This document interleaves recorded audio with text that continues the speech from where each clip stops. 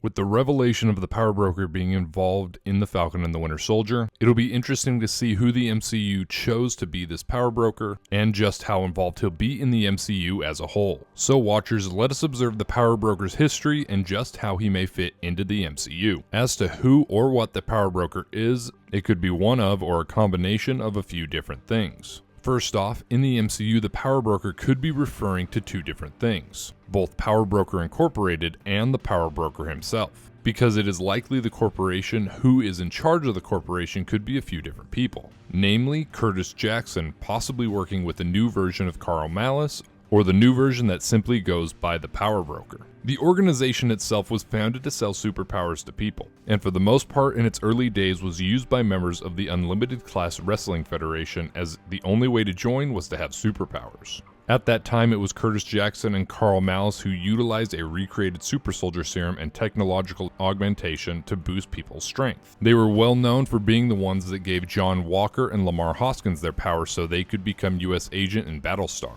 Although this was the case, they were in no way in support of heroes, since they didn't let many of their clients know beforehand that the process was very tricky and could leave them dead or deformed. On top of that, many of the clients they did work with they drugged so that they would become dependent on the Powerbroker and Carl Malus, constantly keeping those who got powers to come back for the drug, which they said was supposed to stabilize their powers, when in reality it was just a way to get more money from these people. But most recently, the new head of Powerbroker Incorporated, the Powerbroker, has both given people superpowers but mainly gives supervillains jobs. But who are the people behind the scenes who run Powerbroker Incorporated? The first head of Powerbroker Incorporated and the founder of the company was a greedy businessman known as Curtis Jackson. Prior to running this underground power dealing operation, he was a member of the corporation before its eventual fall. And this could mean in the MCU that prior to becoming the Powerbroker, perhaps he worked with S.H.I.E.L.D. and Hydra before their fall. Either would explain how he got his hands on the super soldier serum, but that may not be the case since in the comics he recreated the super soldier serum with the help of Carl Malus. Eventually, the vigilante Scourge of the Underworld got wind of his operations and decided to do something about it. When Scourge went to kill Curtis Jackson, Curtis himself put himself through the augmentation process, becoming one of the ones who was deformed by the process. He became a muscle-bound freak unable to move, wishing he would have died instead.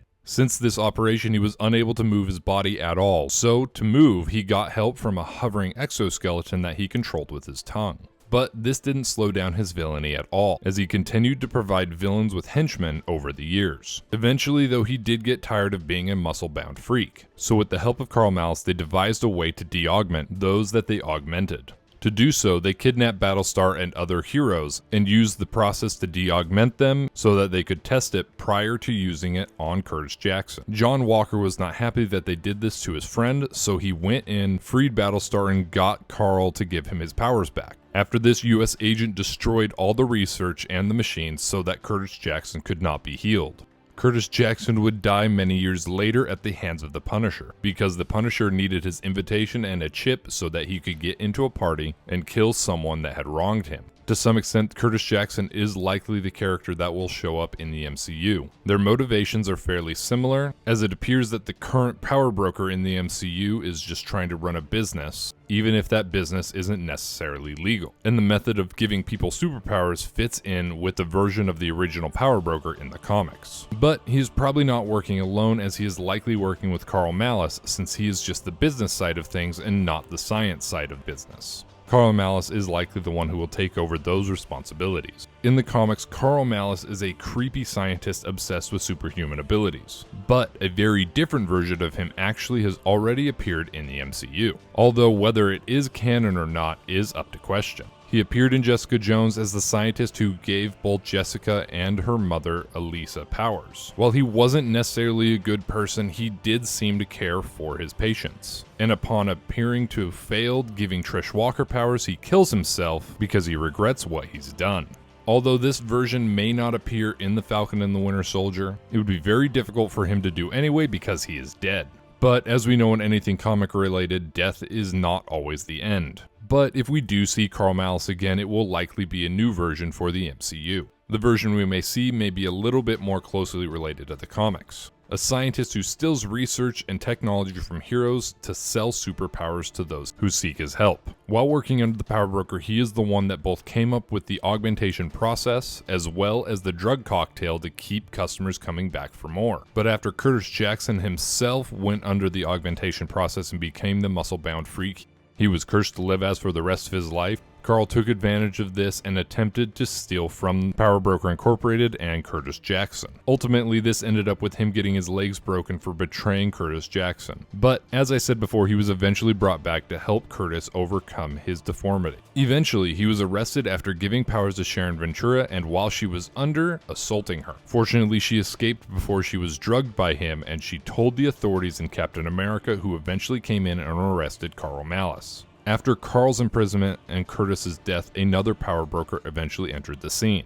This was a man who was only known for his purple skin, white hair, and blank yellow eyes. He took over both the mantle and the business after Curtis Jackson's death. Little is known about the history of this new Powerbroker, especially because he is only known as the Powerbroker and no one knows his real name. He is a lot more of a businessman than the previous Powerbroker, offering to give people powers for 70% of the earnings that they make with their powers. And he doesn't just limit himself to giving people super strength. The first person he's seen to deal with was Paul Brokerage, who he gave him the ability to make hard balls of light, so that eventually Paul took up the title of Hardball. While Paul was a hero for a time, he did eventually join Hydra as they paid better. This was a definite foreshadowing that the new Powerbroker was not any better than the old one, and that was revealed in the Astonishing Ant-Man series, in which the Powerbroker makes a crowdsourcing app to hire henchmen and villains to do your bidding. On top of that, he used his resources to give powers specifically to make supervillains. A lot of this he did to compete with Darren Cross's version of the app known as Lackey, proving that his motivations were to help supervillains but mainly to make money. While for a time it did work, giving supervillains the ability to build their influence in the community, eventually it was taken down by Scott and Cassie Lang as Ant-Man and Stinger.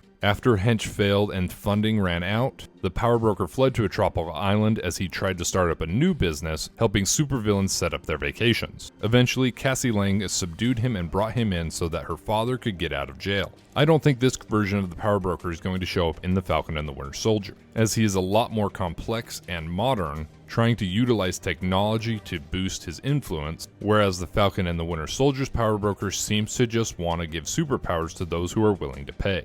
We will probably be seeing the Powerbroker very soon in the Falcon and the Winter Soldier, as he will probably be working with John Walker and Lamar Hoskins to give them powers, as well as being hunted down by Sam and Bucky as they work with Zemo to figure out where the super soldier serum is coming from. But then again, with all of this being said, the MCU does have a habit of changing things entirely on us, by creating new characters and stories to fill the roles from the ones we knew in the comics, keeping us on our toes and always guessing what we will see next. Who do you think the Powerbroker is going to be in the Falcon and the Winter Soldier? And what role do you think he will play? Do you think he will be giving John Walker and Lamar Hoskins superpowers? Let us know your thoughts in the comments below, and then like this video and subscribe to the Marvelous Wave to assemble and join our team, and have a great day.